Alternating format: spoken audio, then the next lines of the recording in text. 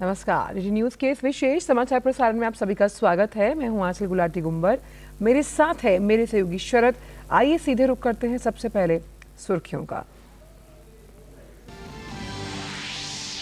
राष्ट्रपति द्रौपदी मुर्मू आज ओडिशा के बारिपदा में अखिल भारतीय संताली लेखक संघ सम्मेलन और साहित्यिक महोत्सव के उद्घाटन सत्र में लेंगी भाग। कुलियाना में एकलव्य मॉडल आवासीय विद्यालय का भी करेंगी उद्घाटन।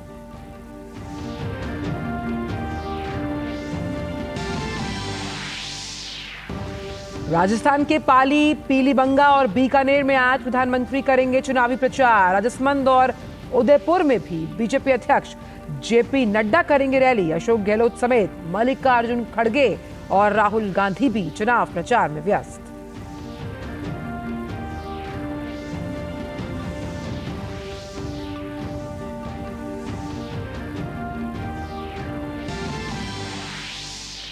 तेलंगाना में 30 तारीख को होने वाले चुनाव के लिए बीजेपी की ओर से आज फिर अमित शाह करेंगे प्रचार।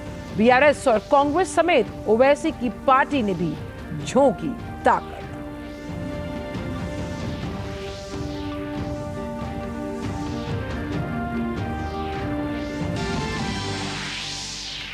भारत ऑस्ट्रेलिया के बीच रणनीतिक साझेदारी को और मजबूती देने के लिए आज दिल्ली में होगी दूसरी 2+2 मंत्री स्तरीय वार्ता।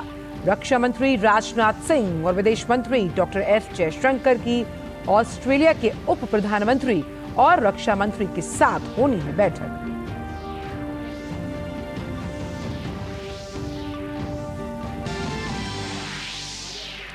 इजराइल ने पेश किए अल शिफा अस्पताल में हमास के जरिए बंधक बनाए गए लोगों के सीसीटीवी फुटेज। अन्य खुफिया जानकारी जुटाने का भी सेना ने किया दावा।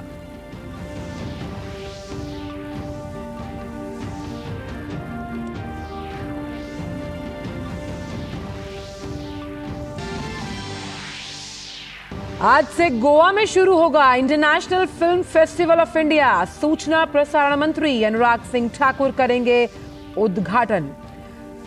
स्टुअर्ट गेट की कैचिंग डस्ट से होगी महोत्सव की शुरुआत। हॉलीवुड अभिनेता और निर्माता माइकल डगलस को दिया जाएगा सत्यजीत रे लाइफ टाइम अचीवमेंट पुरस्कार।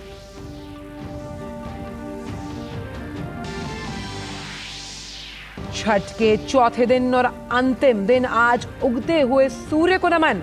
अर्घ्य देने घाटों पर पहुंची व्रती महिलाएं। बिहार समेत देश भर में बिखरी छठ की खुशियां।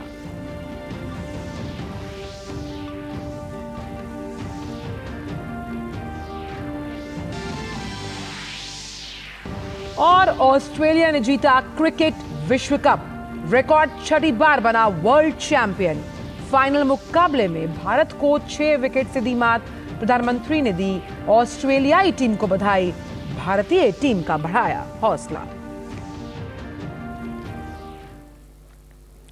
और आइए अब जानते हैं इन सभी खबरों को विस्तार के साथ। राष्ट्रपति द्रौपदी मुर्मू आज से 22 नवंबर तक ओडिशा और आंध्र प्रदेश के दौरे पर रहेंगी।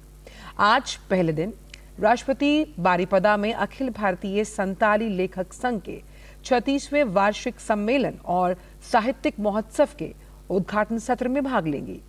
आज ही कुलियाना में एकलव्य मॉडल आवासीय विद्यालय का भी उद्घाटन होना है। कल 21 तारीख को राष्ट्रपति पहाड़पुर गांव में कौशल प्रशिक्षण केंद्र का शुभारंभ करेंगी और इसके बाद बादाम पहाड़ रेलवे स्टेशन का दौरा करने वाली है। साथ ही 3 नई ट्रेन बादाम पहाड़ टाटानगर मेमू, बादाम पहाड़ राउरकेला साप्ताहिक एक्सप्रेस और बादाम पहाड़ शालीमार साप्ताहिक एक्सप्रेस को हरी झंडी दिखाई जाएगी। न्यू रायरंगपुर डाक मंडल का उद्घाटन और रायरंगपुर डाक मंडल का स्मारक कवर जारी करने का भी कार्यक्रम है। और इसके अलावा राष्ट्रपति बादाम पहाड़ रेलवे स्टेशन के पुनर्विकास की आधारशिला रखेंगी। वहीं बादाम पहाड़ शालीमार एक्सप्रेस से बादाम पहाड़ से रायरंगपुर तक की यात्रा करने का भी राष्ट्रपति का कार्यक्रम है। बात चुनाव से जुड़ी हुई। प्रधानमंत्री मोदी लगातार राजस्थान के रण में पूरी ताकत के साथ प्रचार अभियान में डटे हुए हैं और आज उनकी पहली विजय संकल्प सभा पाली के जाडन में होनी है। इसके बाद वो पीलीबंगा में रैली करेंगे, फिर शाम को बीकानेर में उनका रोड शो होगा। कल प्रधानमंत्री ने चूरू और झुंझुनू में विशाल जनसभा और राज्य सरकार पर कानून व्यवस्था को लेने के साथ साथ घोटालों को लेकर भी निशाना साधा। वहीं बीजेपी अध्यक्ष जेपी नड्डा भी आज राजसमंद और उदयपुर में जनसभा करेंगे। कांग्रेस पार्टी ने भी जोर शोर के साथ प्रचार अभियान चला रखा है। मुख्यमंत्री अशोक गहलोत अपनी 7 गारंटियों के जरिए फिर एक बार सत्ता में लौटने का सपना देख रहे हैं, तो वहीं मल्लिकार्जुन खड़गे और राहुल गांधी भी उनके साथ चुनावी प्रचार में जुटे हैं। कल दौसा में राहुल गांधी ने रैली की और वहां मतदाताओं को यकीन दिलाने की कोशिश की कि कांग्रेस दोबारा सत्ता में आई तो कई रुके हुए काम पूरे किए जाएंगे। रुख अगर तेलंगाना का करें तो वहां पर भी विधानसभा चुनाव का अभियान जोर पकड़ता जा रहा है। सभी पार्टियों के नेता अपनी जीत पक्की करने के लिए एड़ी चोटी का जोर लगा रहे हैं। आज भी कई नेता चुनावी मैदान में अपना दमखम दिखाते नजर आएंगे। भाजपा नेता अमित शाह आज तेलंगाना में कई चुनावी सभाएं करेंगे। अमित शाह सबसे पहले जनगांव विधानसभा क्षेत्र में मतदाताओं को लुभाने का प्रयास करेंगे। उसके बाद कोरातला सीट पर भाजपा के हक में वोट मांगे जाएंगे और शाम को अमित शाह उप्पल विधानसभा क्षेत्र में एक भव्य रोड शो करने वाले हैं।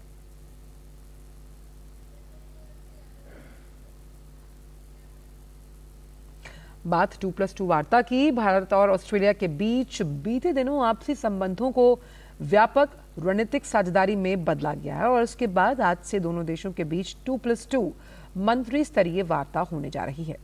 वार्ता में द्विपक्षीय, क्षेत्रीय और वैश्विक मुद्दों पर चर्चा देखने को मिलेगी। साल 2021 में दोनों देशों के बीच पहली बार 2+2 मंत्री स्तरीय वार्ता की शुरुआत हुई थी, जिसकी दूसरी बैठक आज दिल्ली में होगी। इस मंच पर भारत और ऑस्ट्रेलिया के रक्षा मंत्री और विदेश मंत्री बैठक करेंगे। इस बैठक में शामिल होने के लिए ऑस्ट्रेलिया के उप प्रधानमंत्री रिचर्ड मार्ल्स भारत आ चुके हैं। रिचर्ड मार्ल्स ऑस्ट्रेलिया के रक्षा मंत्री भी हैं। उनके अलावा ऑस्ट्रेलिया की विदेश मंत्री पेनी वोंग भी भारत की यात्रा पर हैं। भारत की ओर से रक्षा मंत्री राजनाथ सिंह और विदेश मंत्री डॉक्टर एस जयशंकर 2+2 मंत्री स्तरीय वार्ता में शिरकत करने वाले हैं। रुक करते हैं अंतर्राष्ट्रीय खबरों का और बात इजराइल की, जहां की सेना ने गाजा के सबसे बड़े अस्पताल से और भी खुफिया जानकारी जुटाई। सेना का दावा है कि इससे ये साबित होता है कि कॉर्पोरल नोआ मरसिवाना हमास द्वारा शिफा अस्पताल में उसे बंधक नहीं बनाया गया, बल्कि वो एकमात्र बंधक नहीं था। अब सेना बंधकों के और ठोस सबूत साझा करने वाली है। कहा गया कि 7 अक्टूबर को हमास नरसंहार के दौरान इजराइल से बंधक बनाए गए लोगों में एक नेपाल से और एक थाईलैंड से भी है। सेना का कहना है कि हमास शिफा अस्पताल में हमारे बंधकों को छिपा रहा था और उनकी हत्या कर रहा था। हमास शिफा अस्पताल के नीचे आतंकी सुरंगें बना रहा था। ये बात स्पष्ट है, ये हमास अस्पतालों से युद्ध छेड़ता है, अस्पतालों से आतंक फैलाता है। और फिलहाल वक्त एक छोटे से ब्रेक का है, आप देखते रहिए डीडी न्यूज। तुम्हें पता है इन्वेस्टर्स के लिए एक इन्वेस्टर प्रोटेक्शन फंड होता है IPF, लेकिन अगर तुम्हारा ट्रेड एक्सचेंज पर एग्जीक्यूट नहीं हुआ या फिर कोई गारंटीड रिटर्न्स वाली स्कीम है तो ये IPF आपकी मदद नहीं कर सकता है। और अगर आपका ब्रोकर ही डिफॉल्टर बन जाए तो फिर IPF आपको कॉम्पेंसेशन दिला सकता है। कहां से सीखा? NSE की साइट पर। समझ कर इन्वेस्ट कर। ब्रेक के बाद सभी का स्वागत और बात करते हैं इफ्फी से जुड़ी हुई दुनिया के सबसे बड़े फिल्म और सांस्कृतिक समारोह में शुमार international film festival of India के 54वें संस्करण का आगाज आज से गोवा में होना है।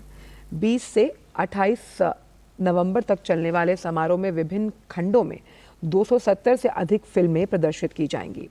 समारोह का उद्घाटन आज केंद्रीय सूचना एवं प्रसारण मंत्री अनुराग सिंह ठाकुर श्यामा प्रसाद मुखर्जी इंडोर स्टेडियम में करने वाले हैं।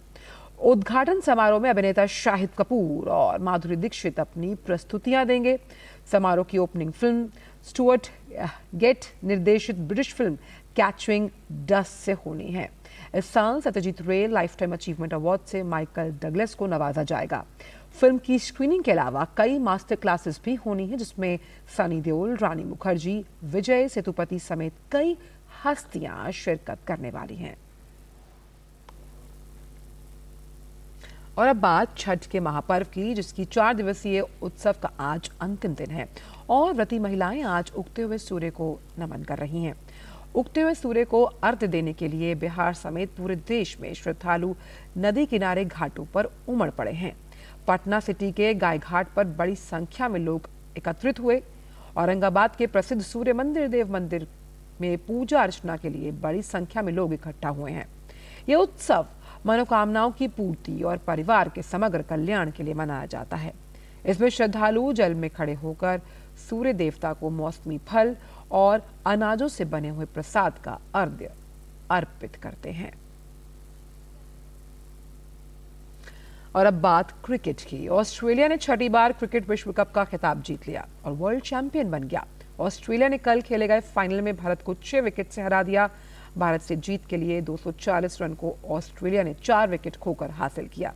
इसी के साथ मेजबान टीम के विश्व कप जीतने का सिलसिला भी टूट गया। ऑस्ट्रेलिया के लिए ट्रेविस हेड ने शतकीय पारी खेली। वो 137 रन बनाकर आउट हुए। लाबुशेन ने अर्धशतक लगाया। ट्रेविस हेड को मैन ऑफ द मैच चुना गया। वहीं विराट कोहली को प्लेयर ऑफ द टूर्नामेंट का पुरस्कार दिया गया।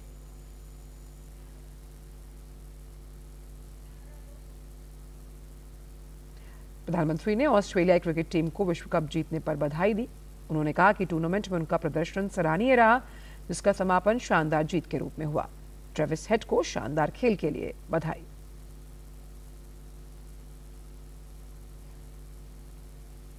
वहीं प्रधानमंत्री ने भारतीय क्रिकेट टीम का हौसला बढ़ाया। उन्होंने अपने ट्वीट संदेश में लिखा कि प्रिय टीम इंडिया, आपकी प्रतिभा और लगन विश्व कप के दौरान उल्लेखनीय रही। आपने जज्बे के साथ खेला और देश को गर्व दिलाया। हमें आपके साथ आज भी और हमेशा खड़े हैं। और फिलहाल इस विशेष समाचार प्रसारण में इतना ही। मुझे और शरद को दीजिए इजाजत। नमस्कार।